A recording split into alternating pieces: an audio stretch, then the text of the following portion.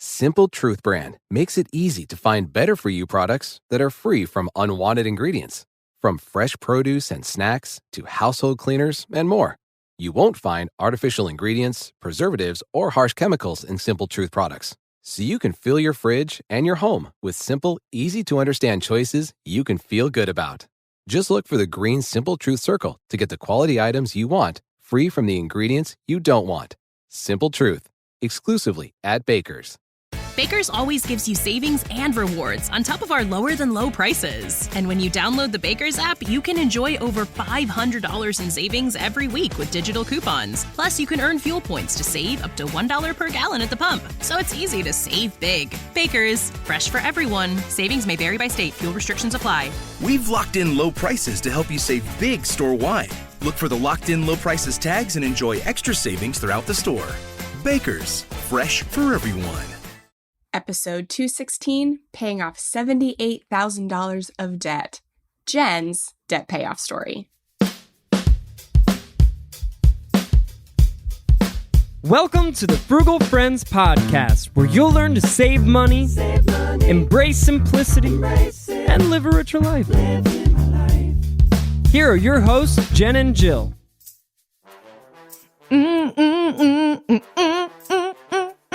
Welcome to the Frugal Friends podcast. My name is Jen. My name is Jill. And today we are sharing my debt payoff story. This is something unique. We have not shared our own. We've shared bits of our own stories, but never dedicated individual episodes to each other.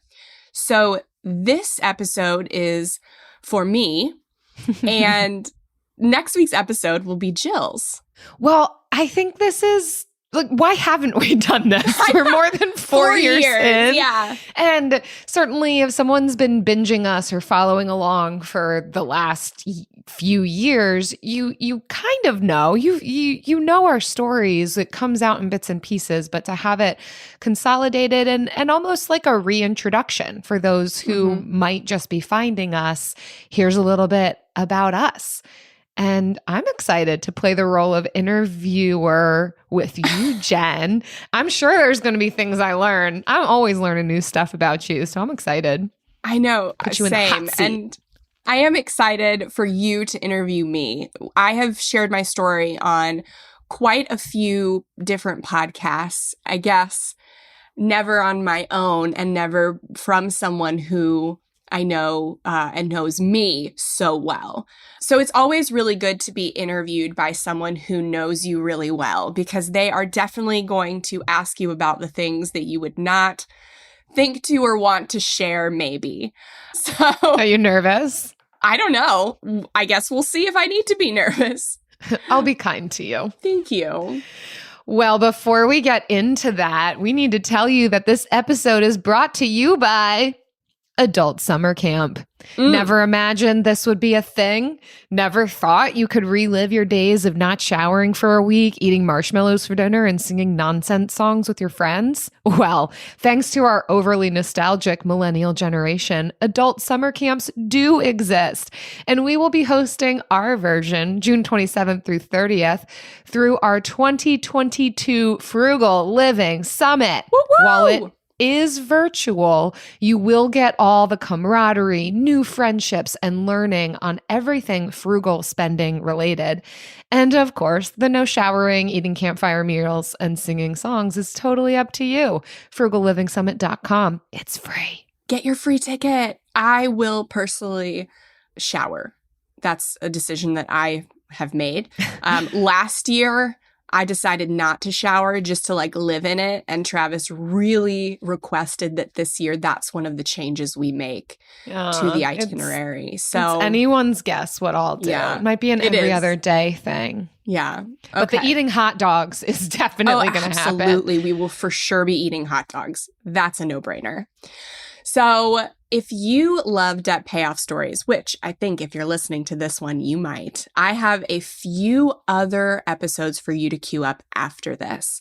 So we've got episode 194, which is paying off debt and your mental health with Melanie Lockhart. And it's not paying off your mental health, but it's how the two combine. Episode 179, paying off $33,000 of debt and living on half of your income with Elle Martinez. And then we have episode 143, how our friend Lydia paid off $36,000 of debt on one income. So those are a few good ones to queue up.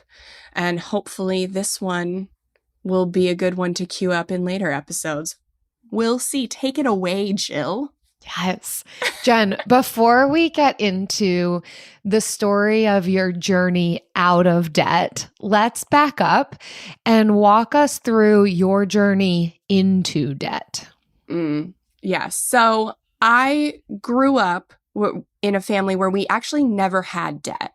We just lived paycheck to paycheck, and that was kind of enough. We never saved, never went on vacations, kind of never had enough money when an emergency came up. It was always like a scramble. My mom used to say, we don't have bad credit, we have slow credit, meaning it just takes us some time to pay our bills, but we do. So that was what I grew up thinking about debt. And so when I got to college, I was like, I'm smarter than my parents because I'm 17 and I graduated a year early. So I am going to get a credit card and be smarter about money.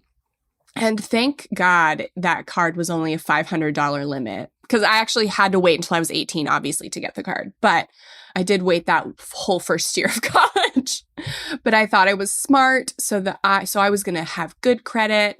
And what it really did was it set me up to kind of have a revolving credit on that card throughout college. And I went to grad school and I got another credit card because they offered a free companion flight on it. And I was like, oh, I'll take my friend to New York City because that's wise. I can afford that. Right. And ended up actually putting like more debt on that card than I could pay off.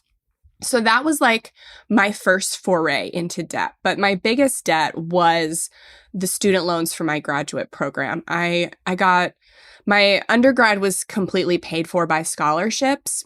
But when I went to grad school for acupuncture and oriental medicine, that was completely out of pocket. And it was a private school, so there wasn't like any other options for there.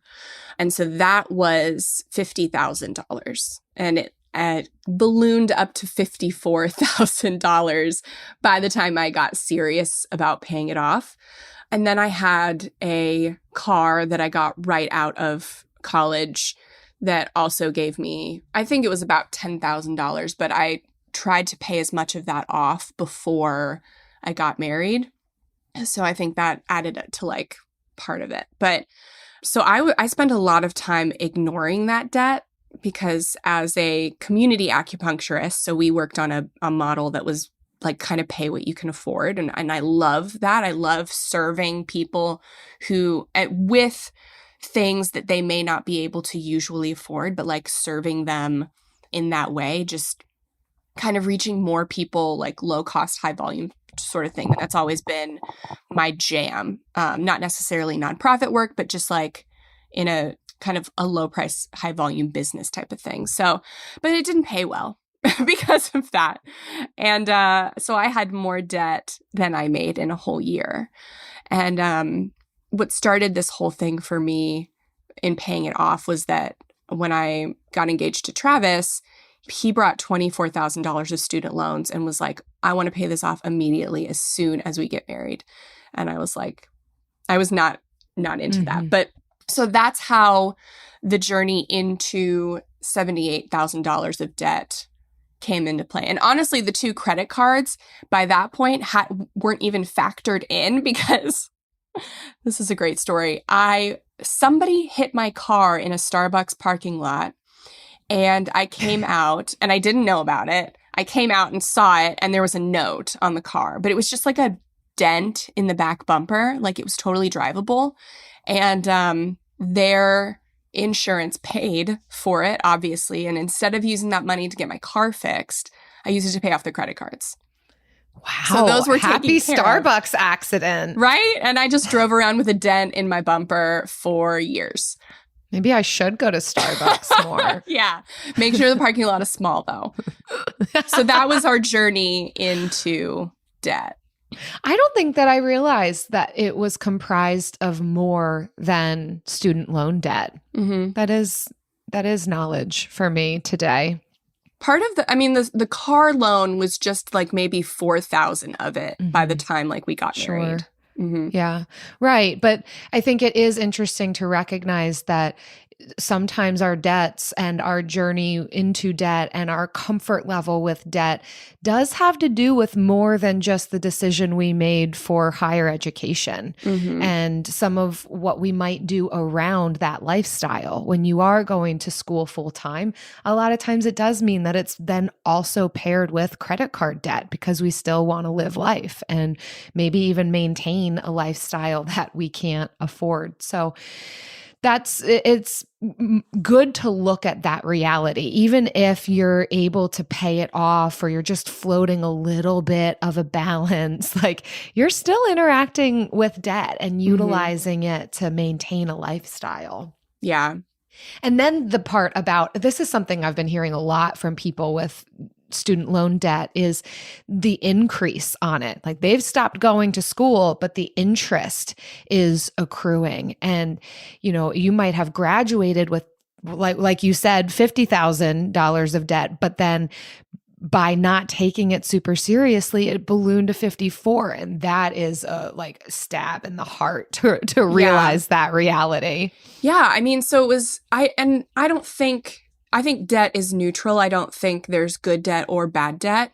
I think it is all in how you use it. And because I had a car loan that I had to pay, and the federal student loan agency allowed me to pay less than interest every month on my student loan, it didn't force me to focus on my student loan, even though it was higher interest than my car loan. So having that extra debt prevented me from paying off my student loans. So it does have to do with if you're in debt one place, it kind of can snowball to debt other places. And then that just compounds on itself to make it harder to pay off the first debt, kind of essentially robbing Peter to pay Paul almost, but in debt.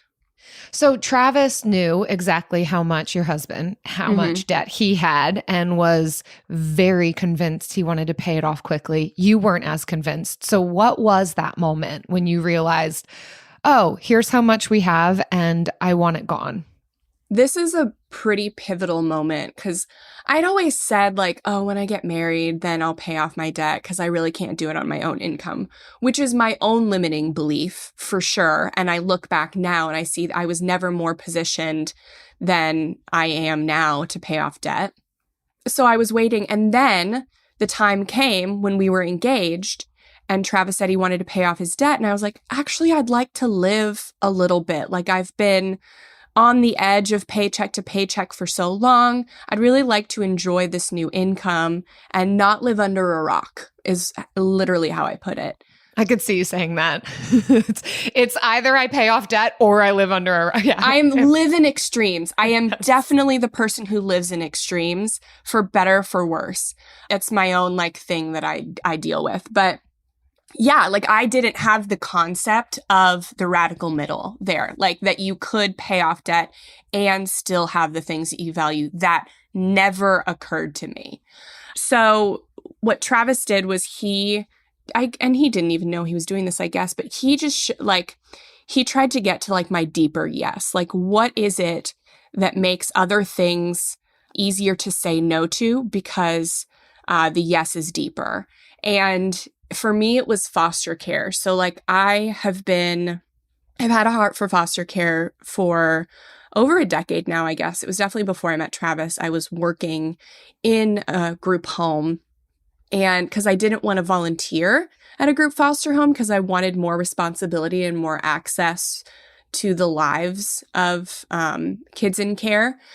So I just decided to work there on the weekends. And so that took up every weekend of my life. And I knew that wasn't sustainable, but I wasn't ready to foster myself. So I really want to be able to do that. But with that comes a lot of responsibility, like a lot of visits and doctor's appointments and kids acting out in trauma and stuff like that. And so I knew having a full-time job and being beholden to debt payments would make being accessible more difficult. And so he opened my eyes to how much easier could it be for you to fulfill your dream in life if we were debt-free.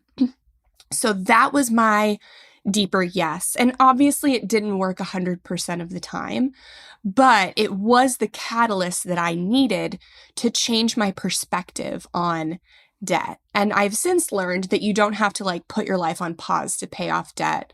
You can do it and do it, in a balanced way. But yeah, that was really the moment. And I knew my number already. It gave me anxiety. It gave me an insane anxiety to look at my debt number. So I knew how much it was hanging over my head, tried to ignore it. But when Travis really inspired me to like look at our entire lives and he made it about my dreams, not just his, that was when I got on board. Isn't that so true for so many of us, though? This need to have it connected to something, and it can't just be arbitrary. You hear some people who say, okay, there's this number and it was overwhelming, so I knew I had to do something about it.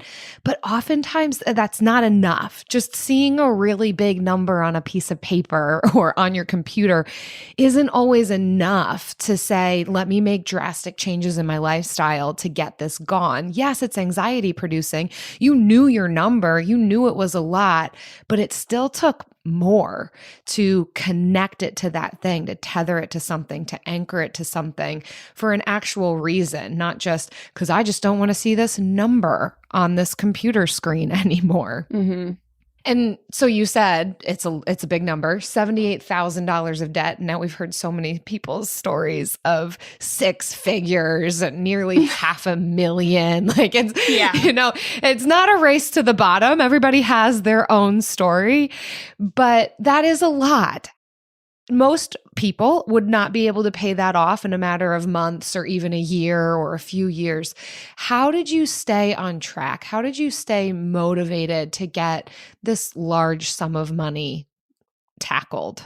So we didn't have big incomes. We, by the end of it, we were making up to $88,000 gross.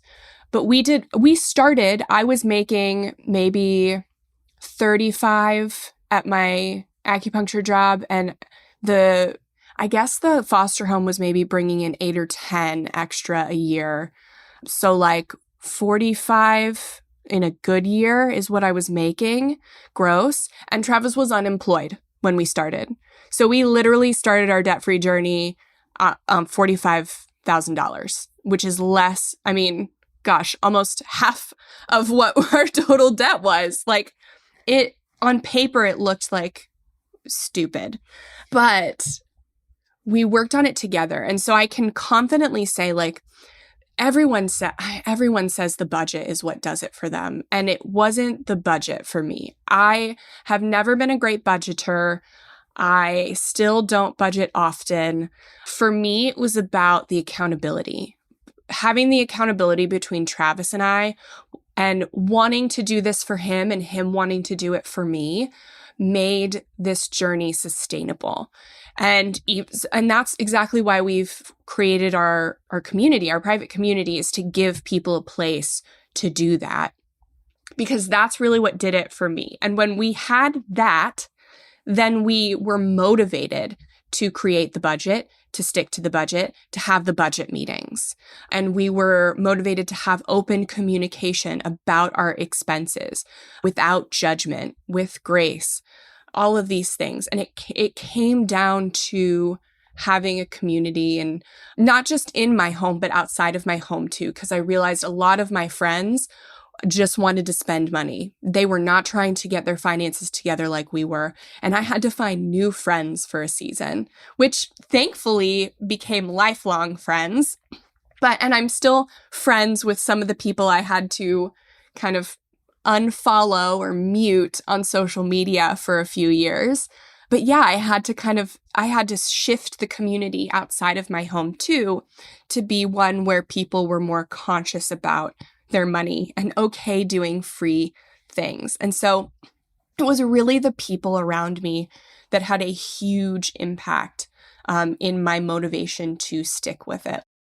AI might be the most important new computer technology ever. It's storming every industry, and literally billions of dollars are being invested. So, buckle up. The problem is that AI needs a lot of speed and processing power. So, how do you compete without costs spiraling out of control? It's time to upgrade to the next generation of the cloud, Oracle Cloud Infrastructure, or OCI. OCI is a single platform for your infrastructure, database, application development, and AI needs. OCI has 4 to 8 times the bandwidth of other clouds, offers one consistent price instead of variable regional pricing. And of course, nobody does data better than Oracle.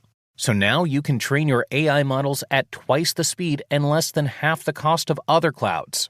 If you want to do more and spend less, like Uber, 8x8, and Databricks Mosaic, take a free test drive of OCI at oracle.com/strategic. That's oracle.com/strategic. oracle.com/strategic. Simple Truth brand makes it easy to find better for you products that are free from unwanted ingredients.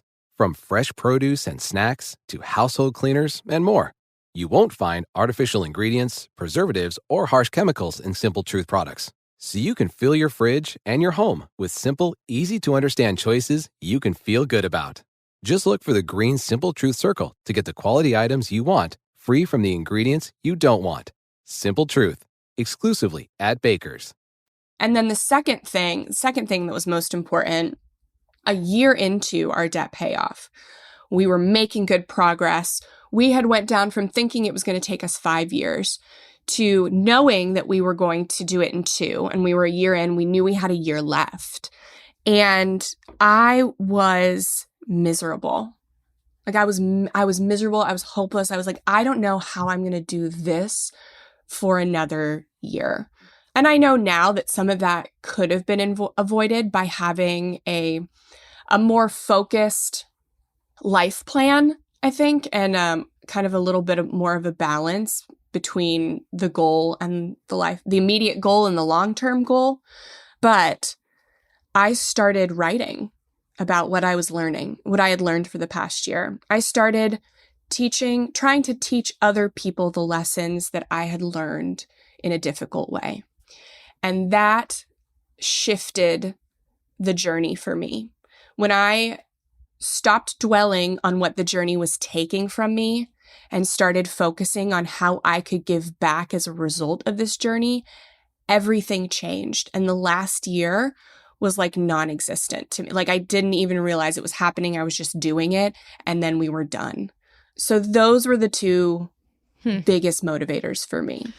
Yeah, it's so interesting. It's almost as if you're describing, in order to get you motivated to begin, you needed a deeper why and purpose. Mm-hmm. And in order for the motivation to keep going, you needed another why and purpose attached to it. Again, I think that's really similar for a lot of people, but something that stands out to me about you, one of the things I really admire, and I think drew me to you when we first met, I met you in the midst of your debt payoff journey towards the tail end, is your authenticity and transparency in this process, not without protection. You're not sharing anything that you don't want to be sharing, but even to be able to talk about your salaries, what you did make, what you then were making by the end of it, and how you journeyed through this, some of the ways that you would have done your debt payoff journey in a more balanced way. I think all of this, it's so relatable. I think sometimes we can talk really cryptically about our debt payoff journeys, and we don't really know what's available to us because it always seems like everybody else's story is there's something unique about it. And so I couldn't do it, but like your story is I would imagine there's a lot of people in debt who are in better off positions than you were in, right? Who are making more money and maybe have less debt. Like there's so many things about what you're describing that's so relatable in a lot of ways. And yeah, I just so appreciate you talking through also what was really difficult, but then some really tangible tips in that when it is difficult, go deeper, connect to deeper reasons of why is this so heavy on me? Why do I feel like I can't bear another year? What could shift here? And because there is freedom and permission to shift it. And your debt payoff journey did take a toll on you. I mean, to start out with making $45,000 in a good year and paying off $78,000 in 2 years, like I am a little bit like, how the heck did that happen? Mm-hmm. And maybe you could have taken a little bit longer to do that and not have gotten shingles. Oh yeah, the shingles story. Yeah, and we bought a house in those 2 years. So there were a lot of, we could have taken a little extra time for sure. I think we glamorize, and I glamorized these stories of I paid off this much debt in this time frame. It's so much, it's so fast. And we hear the same stories. There are ratios to a certain limit of if you make above this amount, you will pay off your debt in this many to this many months. You can almost calculate it. And I never have, but to me now, numbers and timeframes are arbitrary because I've heard so many of them so many different times. What interests me is the story of the journey. Like, how is the journey unique? And there are so many things that are the same. And we do talk about those on the podcast. You know, get on a meal plan, make a budget, increase your income. There are so many things that are the same, but like looking for those unique things. And I think that's what, like, in 2018, I left acupuncture and started writing full-time in finance. And I was an SEO writer, which means I was literally just like writing outlines that were very educational and writing those, right, really informational articles to this website that really wanted me to be a journalist, a financial journalist. And I learned storytelling, and it was really great because I heard so many stories. I heard so many people say the same thing, and to hear the thing, like the one thing that made it different, was always so refreshing, and the thing I tried to hold on to. And that's why I want to share so many of the unique things about my story so that more people can see different sides of paying off debt. So more people can see themselves paying off debt through these stories. And it's why we try to tell unique stories here on the show from unique and diverse perspectives. Mm-hmm. I think the thing that's standing out to me in your story is how you found joy and purpose through it to help you keep going. Mm-hmm. And then the learnings of what you would have done differently, how you might have given yourself more permission to weigh out living life alongside paying down debt that maybe it could have taken a little bit longer. But I am also curious to hear what your thoughts are on how your life has shifted since debt payoff. It certainly sounds like a lot shifted in the midst of debt payoff. What have you seen since that time? I have been able to do like so many more things, so much more freely, and refollow those people on social media because I can do all the things they're doing now. And then they're coming to me talking about how much debt they have and the burden it's putting on them. And I'm like, well, I have a podcast. You should listen to it. So yeah, I mean, I'm able to like go on vacations, which I could never do as a child. Like, again, no debt. So like no vacations at all when I was a kid. Like we had our son and didn't worry about if there was going to be complications like with the pregnancy or with the labor because we knew like we can handle like medical bills. We're prepared for this. and like, thank God we didn't, but like that's a huge ease for somebody who's like pregnant and hormonal. I can officially say it, we just bought another house. We bought a second home. And so we are going, instead of buying an investment property, we bought another house to live in, and we'll use our current house as an investment property. So these are things I would have never known were possible because my family and the families I grew up around never did this stuff. They were like, shopping was a hobby and people were spending all of their money. And I had a friend who, in the housing crisis, her family was like living on ramen essentially because they bought this huge house at the height and couldn't get rid of it. And they were living in this beautiful house by the beach, like living on, essentially ramen.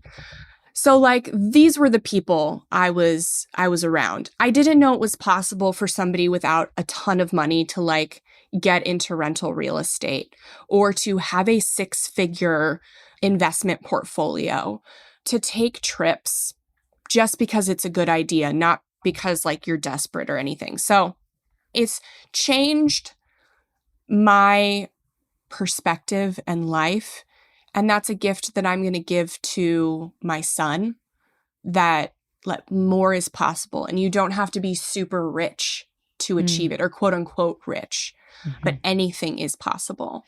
Well, I think it's a gift to the larger community too. I mean, yes, absolutely, as you teach your son, but it's a gift to me. It's a gift to the Frugal Friends community. It's a gift to all the people that you interact with because of your transparency and honesty and encouragement of people. I mean, I remember, I have a vivid memory of watching you and Travis. I joined virtually before even the pandemic and all that virtual stuff happened, but you all paid off your debt live on Facebook Live and celebrated. And it was a little weird to me to be so out in the open about finances, but yet unashamedly, unapologetically.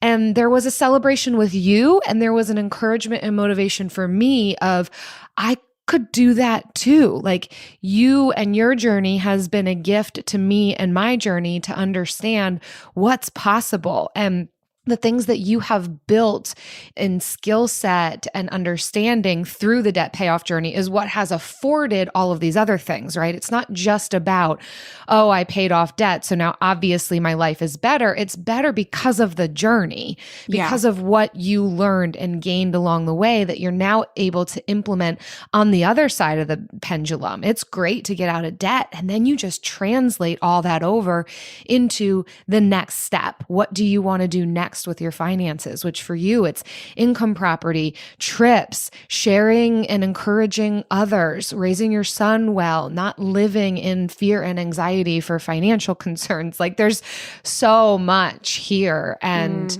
the way that you're choosing to give back out of that, and along the way, not just, oh, I've arrived, so now let me tell you about it. Like, you've been honest throughout the whole thing of, this was really tough. Yep, still in the middle of that. And it's real. It's what drew me to you. I think it's one of the reasons that our podcast is where our podcast is. So you keep doing it, Jen.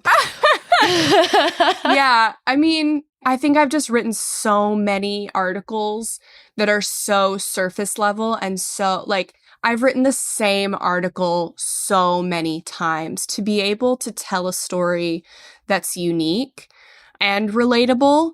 And I mean, when we started Frugal Friends, when we decided to like take a chance on it, which neither of us was like super keen on, but I said, if I'm going to do this, I'm going to make it so different from everything else that's out there that is pretty much investing centric. It's for people who already have a handle on their finances. It's for people who have already paid off debt or don't care about paying off debt. I want something so different. And we created something that helps people, no matter where you are, but like definitely of average income, dream bigger and have bigger financial goals, because that's, I think, more important than trying to pay off debt, is to like expand your thinking of what's possible. Because I had to pay off my debt to get there, But the greatest gift, like I could still have debt. And now that we have this new investment property, I definitely do. But like knowing what is possible, knowing assets, liabilities, like unlimited income, stuff like that, like building a business. It's stuff that I wouldn't have thought about if I hadn't started at the very bottom. And all the podcasts out there were already for the big thinkers. But yeah, like we were just talking to Angie and RJ from Rich by Intention and how they started with their, negotiating bills, like just negotiating bills to lower their expenses. They took those skills and negotiated raises and new jobs, promotions, but they wouldn't have even thought about it or had the skills to do it without starting, like, quote unquote, at the bottom. And like, that's where I want to be for people. At the bottom. Yeah. Yeah, started from the bottom. Now we still here. Yes. Speaking of things that are not at the bottom, they all the way on the top is the Bill of the Week.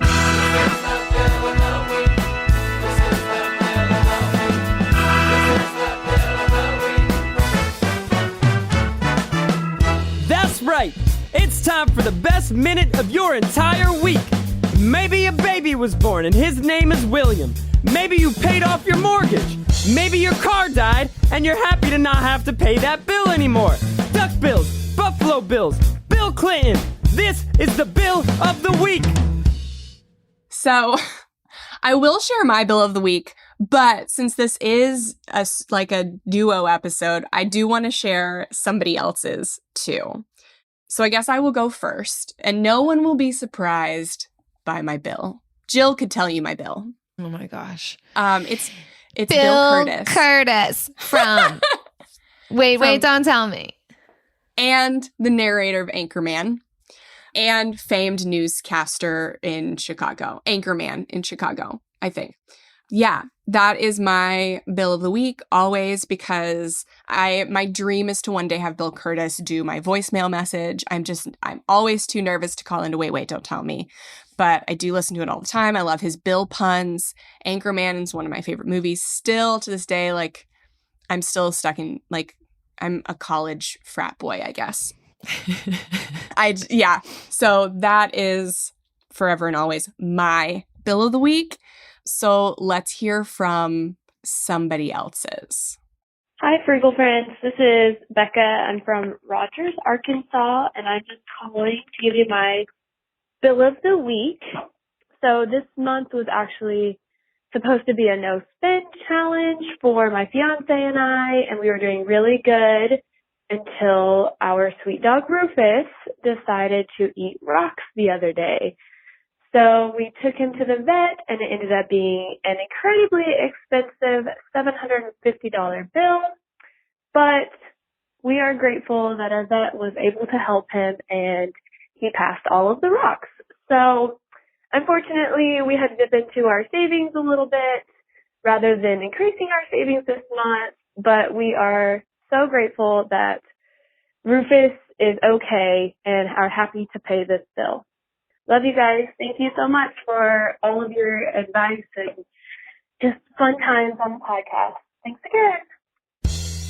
Oh, wow, Becca. And congratulations, Rufus. Like, eating rocks and you made it passing through. them. Yeah, Rufus, you went through something, and this one's for you too. Yes.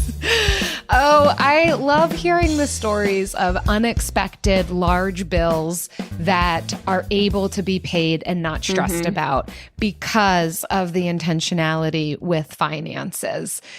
Well done that you could sustain your rock-eating dog Rufus's weird addiction. Dog. Yes. And thanks for all the love. We're happy for the fun times here too, and celebrating with you that Rufus is still with us. Hopefully he doesn't have a taste for non-edible things anymore, and well done with your finances. Yeah. If you all listening want to submit your Bill of the Week, if you've got a pet that enjoys eating things that shouldn't be eaten, or you have, someone named Bill in your life who is really just crushing it in some way or another. You also love something related Bill to Curtis finances. because Jill doesn't believe that anybody feels the same way for him that I do. Maybe you're just obsessed. Nobody else says that. Because you're the frugalfriendspodcast.com/Bill. Leave us your bill. Simple Truth brand makes it easy to find better for you products that are free from unwanted ingredients. From fresh produce and snacks to household cleaners and more. You won't find artificial ingredients, preservatives, or harsh chemicals in Simple Truth products. So you can fill your fridge and your home with simple, easy to understand choices you can feel good about. Just look for the green Simple Truth circle to get the quality items you want, free from the ingredients you don't want. Simple Truth, exclusively at Baker's. Baker's always gives you savings and rewards on top of our lower than low prices. And when you download the Baker's app, you can enjoy over $500 in savings every week with digital coupons. Plus, you can earn fuel points to save up to $1 per gallon at the pump. So it's easy to save big. Baker's, fresh for everyone. Savings may vary by state. Fuel restrictions apply. We've locked in low prices to help you save big store-wide. Look for the locked-in low prices tags and enjoy extra savings throughout the store. Baker's, fresh for everyone. We're moving on. It's time for the lightning round. The lightning round. All right. We will both answer this, just like a traditional lightning round. But I'll let you ask it since you're leading the episode today. Oh, yes. Goldie put this question in here for us. It's a good one. People don't ask each other this question. So here you go. Hot take in this lightning round. Is there anything you would be willing to take on debt to have or buy? I think you know my answer because I have just done it for a house because it is an asset. It will be slightly cash flowing. So here's the honest truth. You're never going to hear me on Bigger Pockets. I'm not the person. Like, it's not me. Real estate investing, not for me. Tried it, did it, didn't enjoy it. So that's my hot take. And I know people who love it. And I tried it once and I was like, nope, not for me.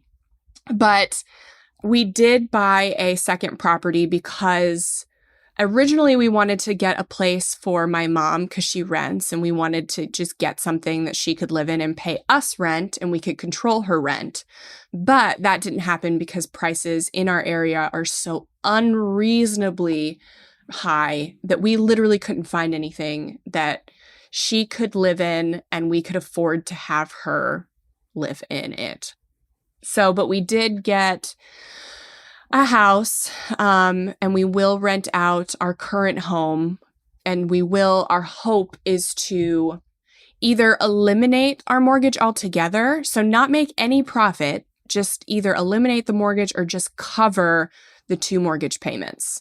And we'll use it for the tax benefits annually, and in 20 years or something when we sell something, use the appreciation, because the appreciation in St. Petersburg is higher than average stock market returns. So it was a wise financial decision. It was not the ideal real estate, thing you look for, but our market is weird and we did it, and I'm not here for it. Yeah. Again. So yeah, there you go. You learned through it for sure, and this will benefit you all in many ways. Mm-hmm. The owning of these 2 places. I'm excited for you. This is a big celebration, really. You just signed yesterday. I know, and I don't want to. I don't want to deter anyone from investing in real estate because I think it is a super viable way to diversify your income and has a lot of income and investment and tax benefits. It really does. But it is really something like, it is a process, and try it once. You don't have to love it, but you don't know until you try. I didn't know that I didn't love it until I tried, and I don't regret it yet. But I don't want to, I would never steer anyone away from renting or from rental real estate or anything. So I think even if we continue to do real estate, we would consider doing like syndications, which is like way higher level. So yeah, that caveat. How about you, Jill? Well, I know that you love being super vulnerable on this lightning round. So I'm going to do that for you, Jen. I think, the obvious answer is likewise housing. Most of us have a mortgage. It's a decent aim to pay off your mortgage early, but I don't mind having that. It's an asset. I have to live somewhere. I pay less on my mortgage than I would in a rent. So yes, that's obvious. Something else, and I'll process this out loud with you. Feel free to give me your feedback, and I'll be a little bit vulnerable here. We have been cash flowing renovations on our current house, which has been awesome. It's one of the things that our debt payoff has opened up the door for us to do.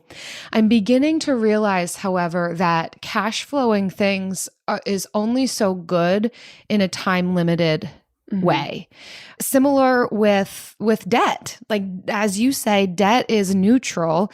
We could use it in a way that is beneficial. And so something that Eric and I have just started to begun thinking about is, okay, we wanted to cash flow renovations, get them done, and then just live in our home and go hard at savings and investing and all of that. Well, now we are nearly 2 years into being in our home, having cash flowed renovations. And it's causing me pause to say, cash flowing's awesome, but when does that stop? Like, when does it stop when you're just going hard at, yes, I don't have debt, but am I still making a wise financial decision with the money that I have to keep throwing large chunks of money at these massive renovations? And so it's making both of us consider, would it be more beneficial for us to take a small loan with a low interest rate and invest the money that we're now spending on all of these other areas so that we're not continually pushing off.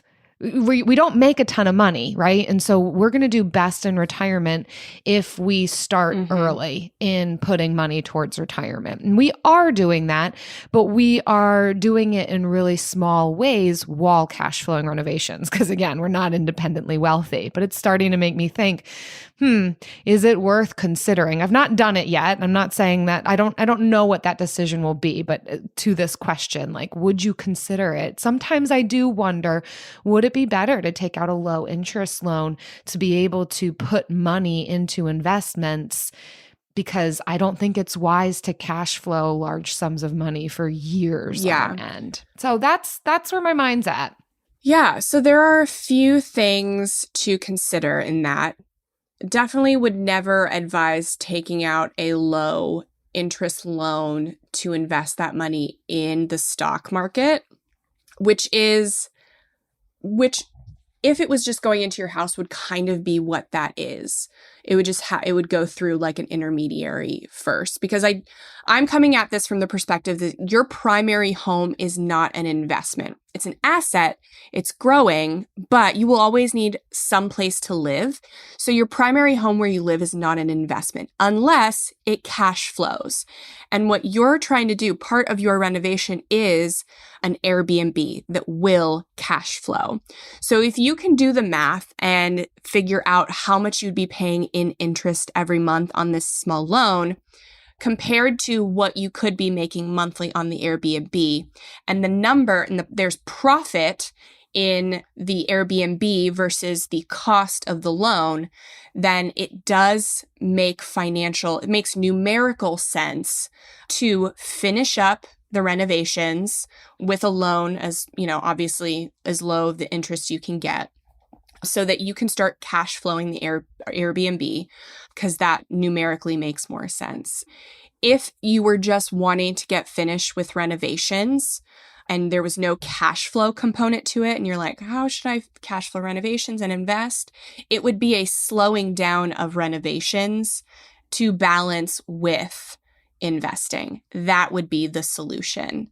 And so your situation is unique to a lot of homeowners, but it would just be doing the math on that, on what the loan is going to cost you versus what you're going to make from the Airbnb. And if it's more, then the loan makes numerical sense. Thanks, Jen. Absolutely. Well, yeah, this was great. And thanks so much for listening to my story, y'all. Please tune back in next week to hear Jill's story. I'm very excited to record that one. And in celebration of our summit, June 27th through 30th, our adult summer camp, we want to share some of the comments you guys made about our 2021 event, like this one from Mariella. She says, thanks. The summit was so well organized with an amazing lineup of speakers. Thank you once more for everything you ladies do for this community of frugal friends. Yes, it's a free summit. There's literally no reason not to come. Yes. Thanks so much, Mariella. Yes. So thanks for listening. Again, if you want your free ticket to this year's summit, June 27th through 30th, head to frugallivingsummit.com.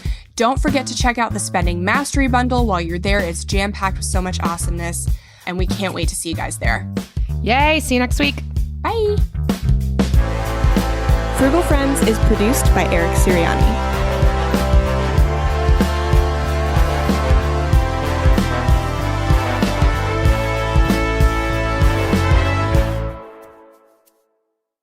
Simple Truth brand makes it easy to find better-for-you products that are free from unwanted ingredients.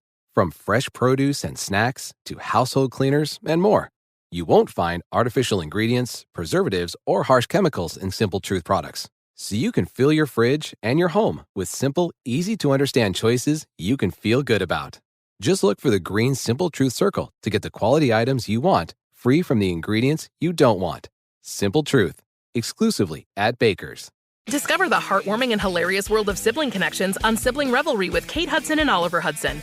Dive into family tales, explore the human mind, and laugh with guests like Joel and Benji Madden. It's more than a podcast, it's a celebration of the ties that bind us. And it's fun because we've decided to open it up to really like all kinds of different siblings. And it's going to be an awesome season. Listen to Sibling Revelry with Kate Hudson and Oliver Hudson on the iHeartRadio app, Apple Podcasts, or wherever you get your podcasts.